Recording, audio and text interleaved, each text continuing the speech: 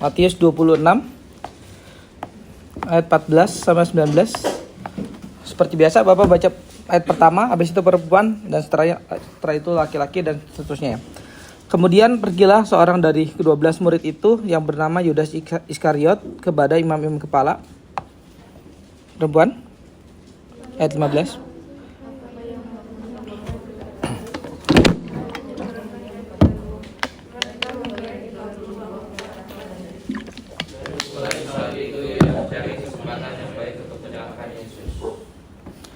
Pada hari pertama dari hari raya roti tidak beragi, datanglah murid-murid Yesus kepadanya dan berkata, "Di mana engkau kehendaki kami mempersiapkan perjamuan Paskah bagimu?"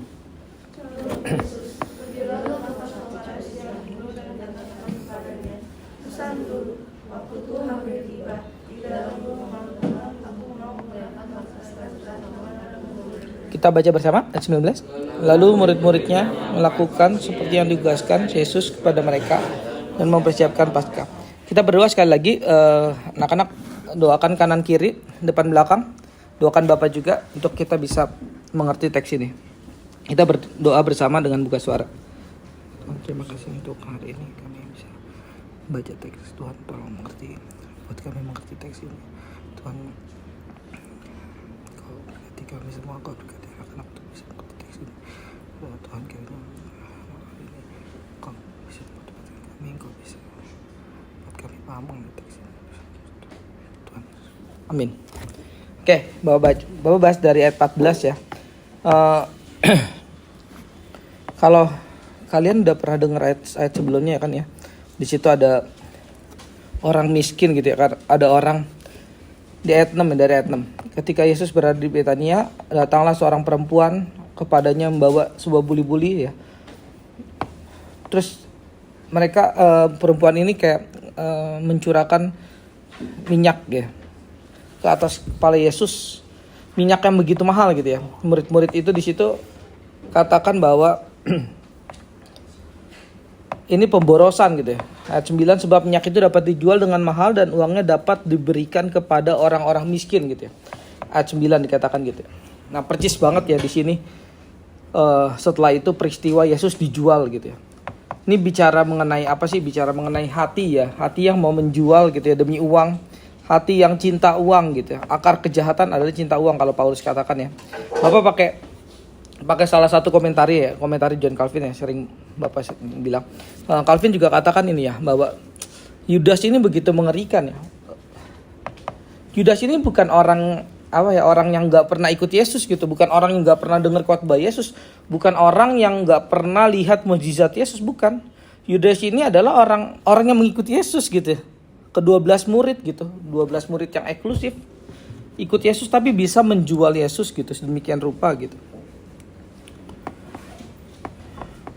Yudas ini bukan nggak ngerti firman, dia ngerti gitu ya, tapi nggak percaya gitu yang jadi soalnya. Di sini kontras ya, ada perempuan berkorban sangat besar gitu ya buat Yesus gitu, sama ada Yudas yang bahkan menjual Yesus gitu demi uangnya nggak banyak sih di sini sebenarnya. Yudas nggak langsung kaya kan, di sini nggak diceritakan setelah Yudas menjual Yesus, Yudas beli mobil gitu ya, mobil apa gitu ya, beli rumah gitu ya, taruh deposito, enggak ya. Yudas cuman dapat kepingan koin gitu demi jual Yesus gitu, jual gurunya sendiri gitu ya. Ini cerita yang begitu menyedihkan sebenarnya, cerita yang keji, menyedihkan gitu ya.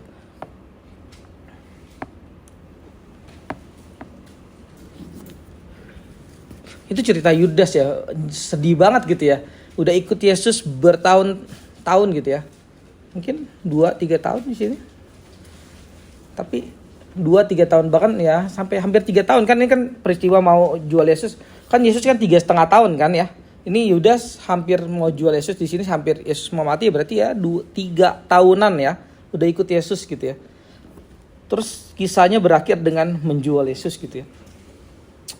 Pertanyaan pada kita hari ini adalah, kisah kita seperti apa gitu ya. Kisah kita seperti apa? Berapa lama kita ikut Yesus? Berapa lama kita mendengar firman? Berapa lama ya Tuhan menasihati kita gitu ya. Calvin katakan gini ya, bener-bener gak ada getaran sama sekali di dalam hati Yudas gitu ya ketika dia menjual Yesus. Kalau saudara ya, kalau anak-anak kalian ini ketika berbuat dosa gitu ya, ada getaran gitu ya. Berbuat dosa apapun lah, terserah kalian mau ini kondisiin dosanya apapun gitu ya. Kalian ada bersalah gitu ya. Itu tanda positif gitu ya, tanda kalian itu umat percaya gitu. Karena Yudas itu gak ada getaran sama sekali. Mungkin kalau dalam film, kalian pernah nonton filmnya Yudas ya, yang Yudas habis jual Yesus terus Yudas menyesal gitu ya. Ya betul, Yudas menyesal gitu, tapi nggak bertobat gitu ya masalahnya gitu. Menangis, Patong ada pernah ini ya singgung. Yudas itu menangis gitu, tapi nggak bertobat gitu ya. Wow, betapa mengerikan ya kehidupan Kristen kita ya. Kita bahkan bisa di gereja gitu ya, ada orang nangis gitu, tapi nggak bertobat gitu. Nggak bertobat. Kenapa sih nggak bertobat? Ya simpel di sini, karena hatinya berpaut pada uang gitu. Berpaut pada kekayaan, berpaut pada keserakahan gitu ya. Akar dari segala kejahatan adalah cinta uang. Makanya anak-anak hati-hati ya kalau kalian datang ke gereja yang khotbahnya setiap minggu uang gitu ya. Setiap minggu damai sejahtera, setiap minggu itu pokoknya kalian dibebaskan dari segala macam kesakitan di dunia ini gitu ya. Hati-hati ya, itu gereja udah pasti gereja penyembahan berhala gitu ya, penyembahan uang gitu ya. Mungkin penyembahan damai sejahtera gitu ya. Cerita Kristen nggak melulu kita dilepaskan dari segala penyakit, kita dilepaskan dari segala kemiskinan, kita dilepaskan dari segala apapun itulah gitu ya. Justru cerita Kristen ya harusnya ya kita dilepaskan dari dosa gitu ya. Dosa itu melebihi orang miskin gitu ya, melebihi kalian. Kemarin kalian pada dengarkan ya Bapak Calvin Bangun gitu ya. Satu sisi kita betul harus mendengar teriakan mereka yang miskin, teriakan mereka yang yang susah, pokoknya teriakan mereka yang nggak terperhatikan dan seterusnya gitu ya. Betul gitu ya, itu satu sisi. Tapi satu sisi kita juga harus melihat teriakan mereka yang berdosa gitu ya. Injil harus diberitakan.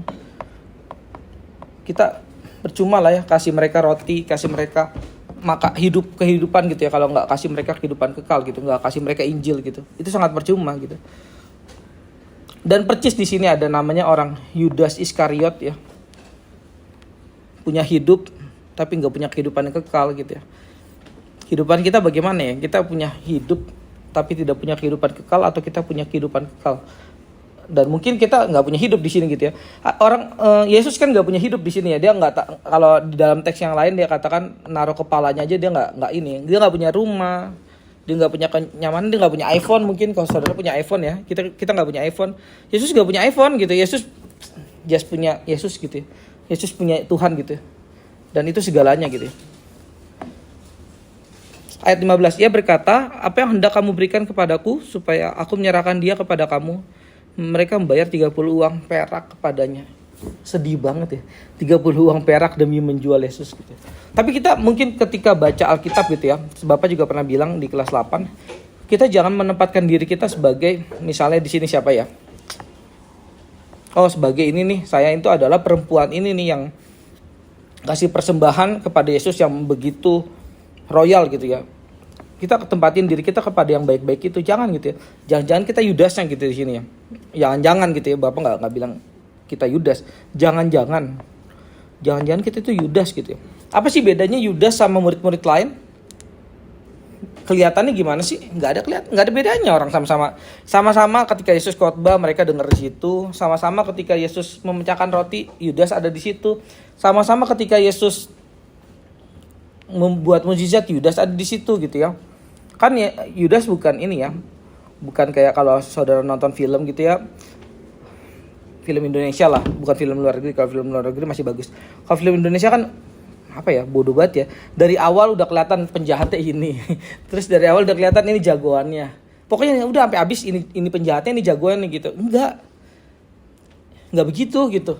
Ini kalau pakai sinematografi itu, ini kayak film-film barat lah yang ceritanya itu alur mundur gitu. Oh, ternyata ini bukan penjahat ya. Ternyata ini orang baik gitu. Oh, ternyata ini jadi susah ketebak gitu. Bukan kayak film Indonesia yang dari awal ini udah ketahuan nih, ini penjahatnya pokoknya sampai mati. Ini sampai film ini tamat, ini penjahatnya gitu. Enggak, Yudas itu enggak ketahuan dia sebagai yang menjual Yesus. Bapak nggak bilang, Yesus pun nggak ini ya, nggak menyangka bahwa oh Yudas kamu mau jual saya. Enggak, Yesus sudah tahu ketika di meja kan dikatakan akan ada yang menjual, akan ada yang menyangkal, ada yang menjual dan seterusnya. Yesus sudah tahu.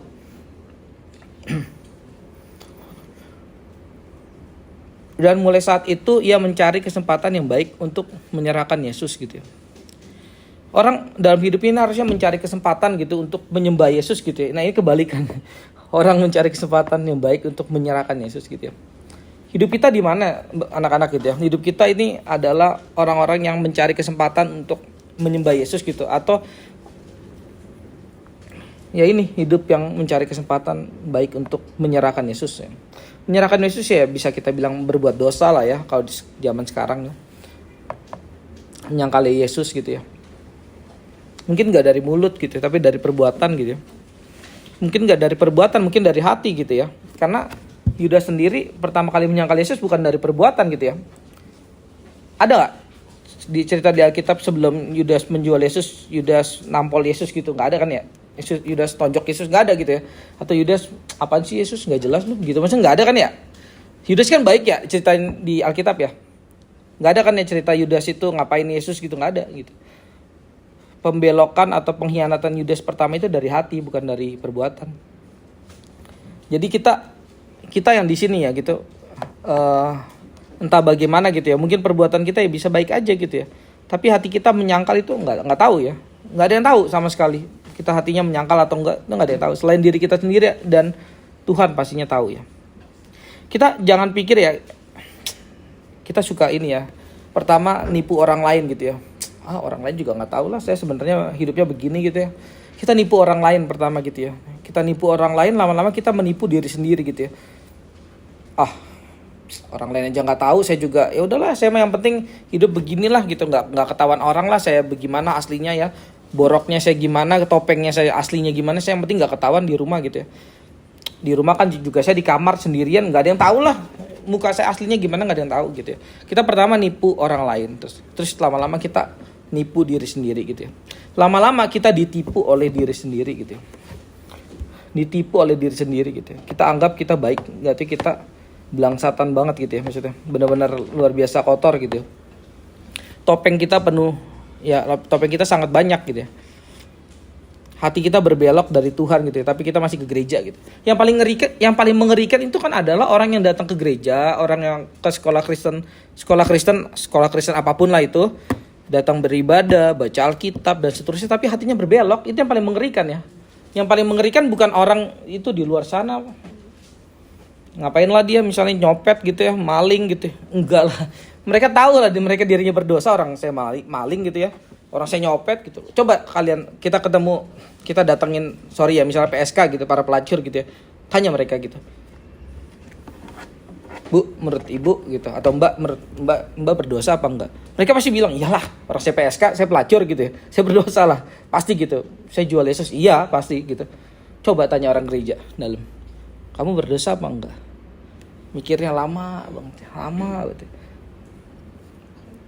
Padahal Alkitab katakan ya semua orang tuh berdosa gitu ya. Dia nyangkalin itu gitu. Masa sih saya berdosa gitu? Ya kalaupun ngomong ya just ini ya, hafalan doktrin gitu ya. Roma 3 ayat 1 katakan tidak ada yang baik, manusia tidak ada yang baik, semua orang berdosa. Ya betul, pasti saya berdosa gitu ya. Tapi Yesus sudah mengampuni saya gitu ya. Ada seorang teolog katakan gini ya, ya kamu berdosa, Yesus sudah ngampunin kamu. Dosa apa? Yesus sudah menebus dosa kita kan? Dosa apa yang kita tebus? Dosa apa yang kita ditebus? Dosa apa yang sebelumnya kamu bukan Kristen, sekarang kamu jadi Kristen dan kamu bertobat, dosa apa? Kadang-kadang abstrak ya. Kita ngomong kita berdosa gitu ya, terus kita ditebus Tuhan gitu ya. Dosa apa?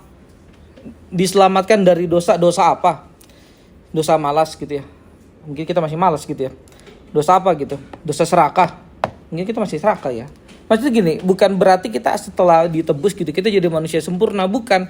Tapi kadang-kadang abstrak banget gitu kita ngomong tentang apa ya? Tentang Yesus gitu, tentang Alkitab, tentang Kristen, tentang pertobatan gitu ya. Tobat dari mana gitu ya.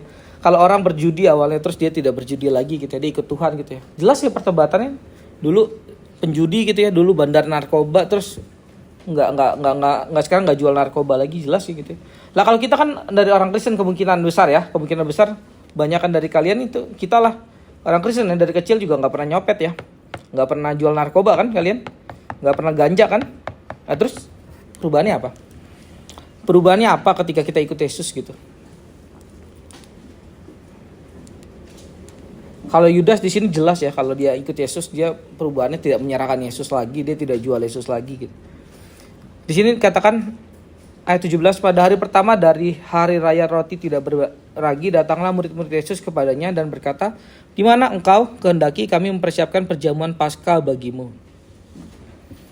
Di sini sebenarnya ada seorang penafsir katakan bahwa ini ya, dulu itu pada zaman itu Sabat itu 2 hari gitu ya. Terus tapi Yesus ubah jadi 1 hari dan seterusnya gitu. Pokoknya intinya Yesus itu nggak ikutin Sabat mereka lah. Yesus itu bukan bekerja pakai regulasi gitu ya, mengikuti regulasi yang ada gitu. Yesus itu di atas hukum. Makanya banyak orang sebel di situ ya. Apa sih ini Yesus? Ganggu kedamaian kita aja gitu ya, ganggu kenyamanan kita gitu. Kita kan maunya manusia itu teratur ya gitu. Hari Senin saya sekolah sampai Jumat gitu ya. Nanti Sabtu jangan ganggu saya mau tiduran apa ya, nonton apa kayak nonton Doraemon seharian gitu ya, apa nonton apa, saudara nonton Korea seharian gitu ya, nonton Netflix seharian gitu, jangan ganggu saya pokoknya gitu ya. Kita maunya begitu ya, kita maunya nyaman gitu ya, kita maunya udah pokoknya saya yang penting nanti ini di sini sekolah, nanti naik kelas SMA gitu, jangan ganggu kehidupan saya, jangan sampai saya nggak naik lah ya, jangan sampai saya dapat nilai jelek itu ganggu kehidupan saya gitu. Udah pokoknya saya belajar pas-pasan juga nggak apa-apa, yang penting saya lulus gitu ya, jangan ganggu kehidupan saya. Kita maunya begitu ya. Tapi kalau Yesus adalah Allah kita ya, kita ini ya mungkin akan diganggu gitu ya, mungkin akan tidak nyaman dengan kehidupan ini gitu. Karena Yesus adalah Allah kita, Yesus akan menarik kita pada dirinya sendiri. Jawab Yesus, "Pergilah ke kota kepada si Anu dan katakan kepadanya, pesan guru, waktuku hampir tiba. Di dalam rumahmu lah aku mau merayakan Paskah bersama-sama dengan murid-muridku." Ayat 19, lalu murid-muridnya melakukan seperti yang ditugaskan Yesus kepada mereka dan mempersiapkan Paskah. Murid-murid itu melakukan seperti yang ditugaskan pada Yesus, ayat 19. Tapi yang bukan murid itu adalah menjual Yesus. Kita itu seperti apa? Kita itu adalah orang yang mengikuti seperti yang ditugaskan Yesus, atau kita adalah orang-orang yang akan menjual Yesus? Kita berdoa. Tuhan, terima kasih untuk hari ini. Terima kasih untuk renungan yang Kau berikan bagi kami semua tempat ini. Berkati kami untuk terus bisa mengerjakan apa yang Kau tugaskan. Demi nama Yesus, amin. Thank you semua. Ya, jangan lupa nanti seleksi.